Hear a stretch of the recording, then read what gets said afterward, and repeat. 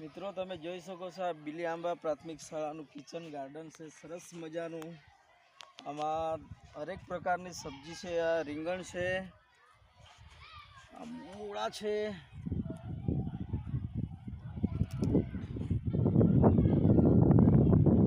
સરસ મજાના કોબી ફ્લાવર છે, ટામેટાના છોડ છે. અત્યારે થોડા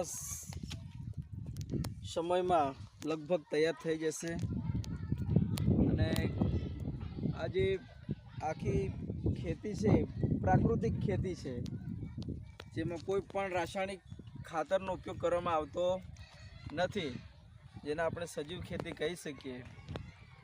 અને આમ પણ ડાંગ જિલ્લો પ્રાકૃતિક ખેતી માટે મોખરે ગણાય અને એક આગવું સ્થાન ધરાવે.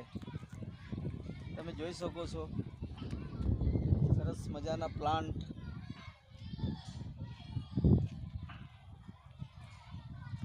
આ બાજુ ચણા છે, મેથીની ભાજી છે, ધાણા ભાજી છે.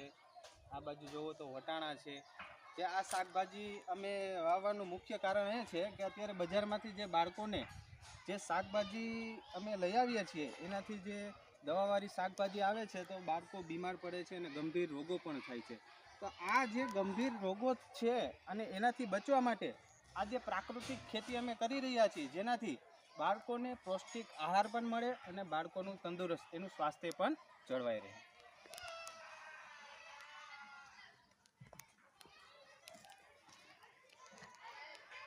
ધાણા છે, પછી ટામેટી છે, મરચીના છોડ પણ વાવવામાં આવ્યા છે, ફ્લાવર પણ છે, વચ્ચે વચ્ચે મૂળા અને પાલક પણ નાખવામાં આવી છે.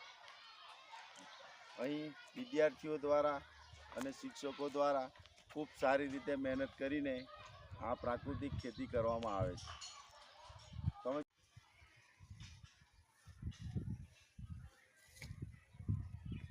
સ્કૂલમાં મરચાંનું પણ વાવેતર કરવામાં આવે છે. કોઈ પણ આપણે શાક કે સબ્જી ખાઈએ તો એમાં થોડીક તીખાશ તો જોઈએ જ. એના માટે જે પ્રાકૃતિક મરચાંની ખેતી છે એ પણ કરવામાં આવે છે અને સાથે સાથે જે ડુંગળી છે એટલે કે કાંદા એની પણ ખેતી અમે અહીં કરીએ છીએ.